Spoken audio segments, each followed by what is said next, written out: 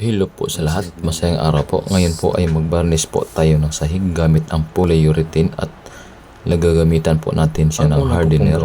Ay 1 litro ng varnish at kalahating litro ng hardener. Ito po pala ay pag 1 litro ang varnish, 1/4 lang na litro sa hardener. Kaya po ito ang nangyari. Sa sobrang tigas po niya, bukol-bukol po ang kanyang labas. Dahil sumobra po ang hardener, ganito po ang nangyari.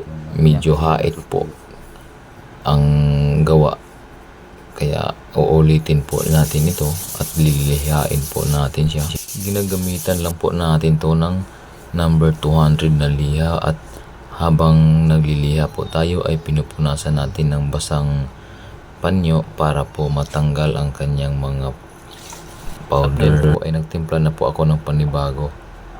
Hahaluin lang po natin siya para po magpantay ang kanyang hardener doon sa pinaka-varnish. At ngayon ibubuhos na natin siya sa sahig. Tsaka po natin siya ikakalat ngayon. At yun lamang po, ang pagtimpla po ng polyurethane floor varnish ay 1 litrong floor varnish at 1/4 litro lang po yung hardener.